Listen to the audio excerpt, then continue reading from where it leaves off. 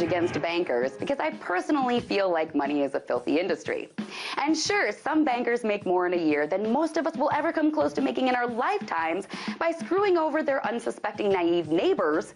But the truth is, not all bankers make that much bank. Only a small percentage of the worst jerks among them make the really big bucks. Most of them make about $50,000 a year, the same as the rest of us schmucks, according to the Bureau of Labor Statistics 2012 report. But there is one profession in the financial industry that makes big bucks across the whole sector, and that's the people who regulate the banks. Bank regulators are making all of the bank.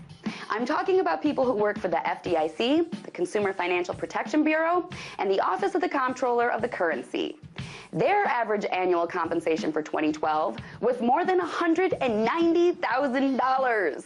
That's the average, including all employees at these regulatory agencies. 66% of all the staff at all three offices make over $100,000 a year. 93% of all of their employees made more than the average banker's salary in 2012, and again, more than the rest of us schmucks. And no, it's not because they're so specially skilled at writing judicious financial regulation.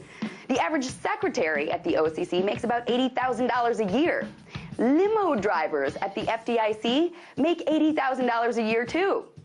HR management trainees at the CFPB make $110,000 a year, and they're only trainees.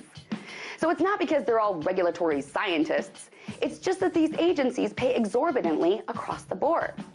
And according to the Wall Street Journal, these bloated salaries are due to the Financial Institutions Reform, Recovery, and Enforcement Act of 1989, which permitted federal bank regulatory agencies to establish their own compensation as a way to attract and retain talent. But instead of being used for that, the agencies just used the act to increase the salaries of all their employees across the board. And now these salaries account for 80% of these agencies' operating costs. And of course, who pays for these bloated salaries?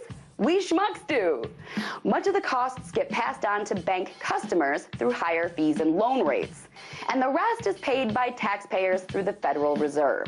So sure, the greed of our worst bankers will earn them a special place in hell. But it's the loopholes and complicated regulations written by these regulatory heathens that's the real work of Satan. Tonight, let's talk about that by following me on Twitter @TheResident.